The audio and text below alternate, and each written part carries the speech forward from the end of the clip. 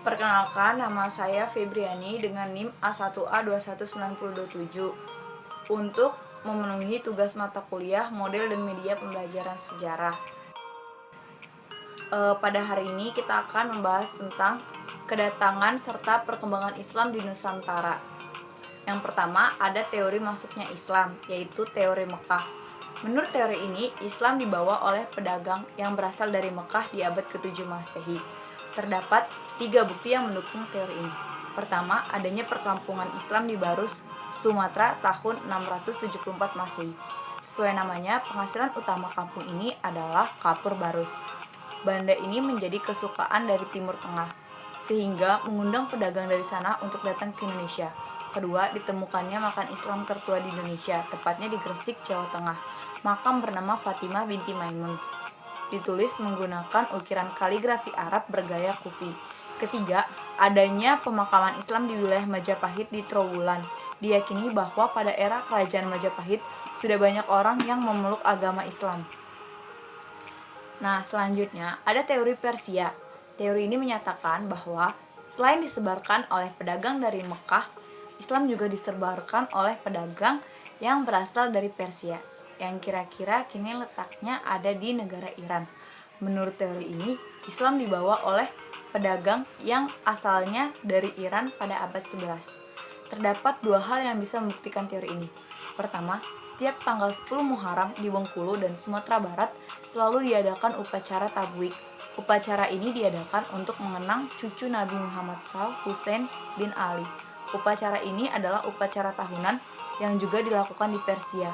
Kedua, adanya kesamaan ajaran Sufi yang dianut oleh Syekh Siti Jenar, seorang ulama Sufi asal Jepara, dengan Sufi Iran beraliran Al-Halaj. Nah, yang ketiga teorinya yaitu teori Gujarat.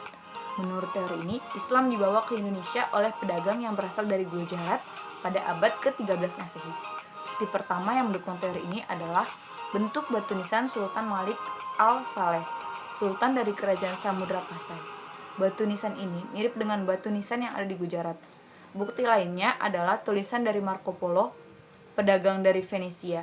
Tulisan itu menyatakan bahwa Marco Polo pernah mendatangi Perlak, Aceh Timur. Dia menuliskan bahwa di Perlak terdapat kerajaan Islam pertama dan sudah banyak penduduk yang beragama Islam.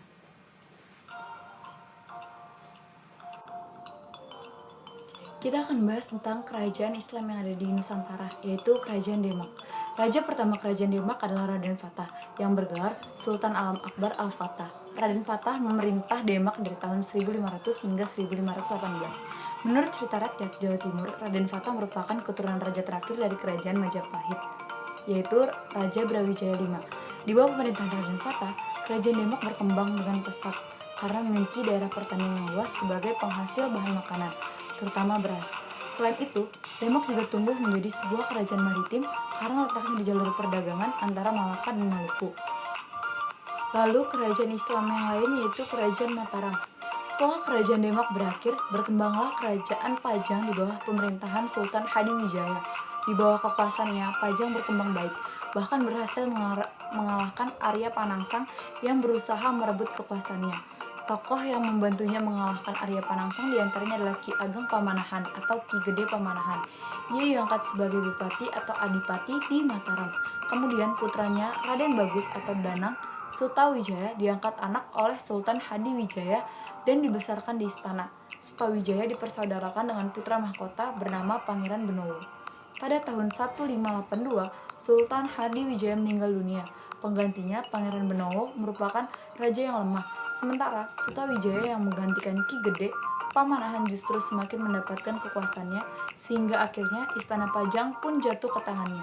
Sutawijaya segera memindahkan pusaka kerajaan Pajang ke Mataram. Sutawijaya sebagai raja pertama dengan gelar Panembahan Senapati Ing Alaga Saidin Panatagama. Pusat kerajaan ada di Kota Gede, sebelah tenggara kota Yogyakarta sekarang. Panembahan Senapati digantikan oleh putranya yang bernama Mas Jolang pada 1601 hingga 1613. Mas Jolang kemudian digantikan oleh putranya bernama Mas Rangsang atau lebih dikenal dengan nama Sultan Agung pada 1613 hingga 1645. Pada masa pemerintahan Sultan Agung inilah Mataram mencapai zaman keemasannya. Yang ketiga yaitu Kesultanan Banten. Kerajaan Banten berawal sekitar tahun 1526 ketika Kerajaan Demak memperluas pengaruhnya ke kawasan pesisir barat Pulau Jawa dengan menaklukkan beberapa kawasan pelabuhan, kemudian menjadikannya sebagai pangkalan militer serta kawasan perdagangan. Maulana Hasanuddin, putra Sunan Gunung Jati, berperan dalam penaklukan tersebut. Setelah penaklukan tersebut, Maulana Hasanuddin atau lebih sohor disebut Fatahillah mendirikan benteng pertahanan yang dinamakan Suro Sowan yang kemudian hari menjadi pusat pemerintahan yakni Kesultanan Banten. Baiklah, kita akan membahas tentang kerajaan Samudra Pasai. Samudra Pasai diperkirakan tumbuh berkembang antara tahun 1270 dan 1275 atau pertengahan abad ke-18. Kerajaan ini terletak lebih kurang 15 km di sebelah timur Lok Sumawe, Nanggro Aceh, Darussalam dengan sultan pertamanya bernama Sultan Malik Al-Saleh. Wafat pada tahun 699 H atau 1279 M. Dalam kitab sejarah Melayu dan hikayat raja-raja, Pasai diceritakan bahwa Sultan Malik Al-Saleh sebelumnya hanya seorang kepala gampong samudra bernama Merah Silu. Setelah menganut agama Islam kemudian berganti nama dengan Malik Al-Saleh. Nama Sultan Malik Al-Saleh juga terdapat dalam mata uang yang emas disebut dengan dirham. Pada masa pemerintahan Sultan Malik Al-Saleh, kerajaan Pasai mempunyai hubungan dagang dengan Cina. Seperti yang disebutkan dalam sumber sejarah dinasti Yuan pada 1282, Duta Cina bertemu dengan Menteri Kerajaan Sumatera di Kuilin yang meminta agar Raja Sumatera mengirimkan dutanya ke Cina. Pada tahun itu pula disebutkan bahwa Kerajaan Sumatera mengirimkan dutanya yang bernama Sulaiman dan Syamsuddin. Menurut Tom Pires, Kesultanan Samudra Pasai mencapai puncaknya pada awal abad ke-16. Kesultanan itu mengalami kemajuan di berbagai bidang kehidupan seperti politik, ekonomi, pemerintahan, keagamaan, dan terutama ekonomi perdagangan. Diceritakan pula bahwa Kesultanan Samudra Pasai selalu mengadakan hubungan persahabatan dengan Malaka. Bahkan hubungan persahabatan diperkuat dengan perkawinan. Para pedagang yang pernah mengunjungi Pasai berasal dari berbagai negara seperti Rumi, Turki, Arab, Persia atau Iran, Gujarat, Keling, Bengal, Melayu, Jawa, Siam, Kedah, dan Pegu. Sementara barang komoditas yang diperdagangkan Samudra Pasai ialah lada.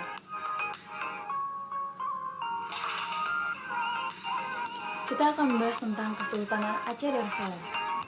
Pada 1520, Aceh berhasil memasukkan kerajaan Dayak ke dalam kekuasaan Aceh Darussalam.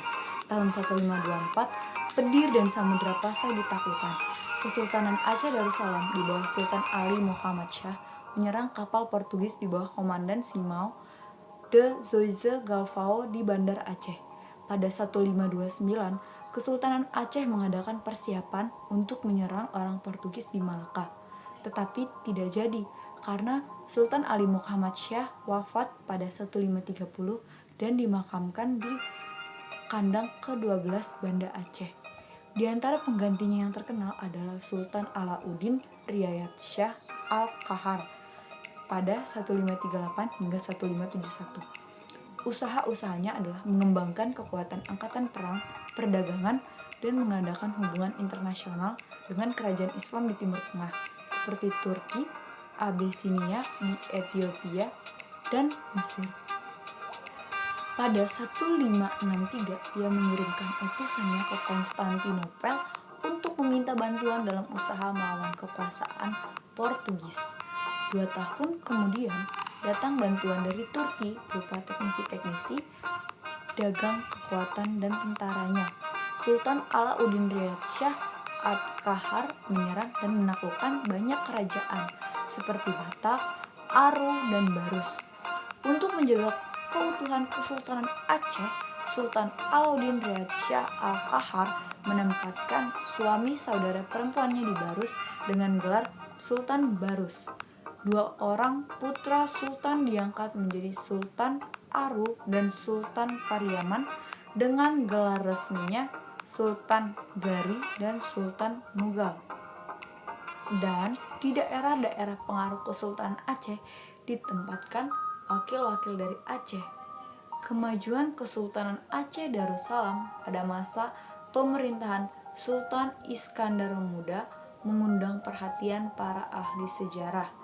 Di bidang politik, Sultan Iskandar Muda telah menundukkan daerah-daerah di sepanjang pesisir timur dan barat. Demikian pula, Johor di Semenanjung Malaya telah diserang dan kemudian mengakui Kesultanan Aceh Darussalam.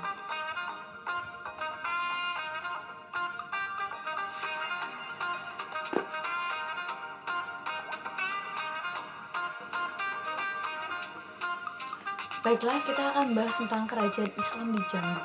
Berdasarkan temuan-temuan arkeologis, kemungkinan kehadiran Islam di daerah Jambi diperkirakan dimulai sejak abad ke-9 atau abad ke-10 sampai abad ke-13. Kemungkinan pada masa itu, proses Islamisasi masih terbatas pada perorangan, karena proses Islamisasi besar-besaran bersamaan dengan tumbuh dan berkembangnya kerajaan Islam Jambi sekitar 1500 M di bawah pemerintahan orang kayu hitam yang juga meluaskan bangsa ke-12 dari bangsa ke-9. Anak Datuk Paduka Berhalo, konon menurut Undang-Undang Jambi, Datuk Paduka Berhalo adalah orang dari Turki yang terdampar di Pulau Berhala, yang kemudian dikenal dengan sebutan Ahmad Salim. Ia menikah dengan Putri Salero Pinang Masak yang sudah Muslim, turunan Raja-Raja Panguruyung yang kemudian melahirkan orang kayu hitam Sultan Kerajaan Jambi yang terkenal.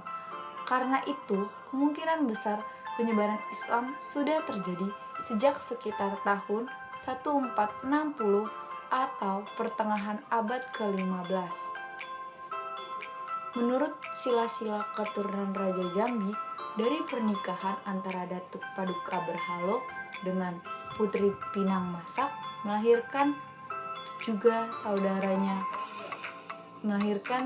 saudaranya, yaitu orang kayu hitam, orang kayu pingai, orang kayu padataran atau kedataran, juga orang kayu gemuk atau seorang putri. Yang menjadi pengganti Datuk Paduka Berhala ialah orang kayu hitam yang beristri salah seorang putri dari saudara ibunya, ialah Putri Panjang Rambut.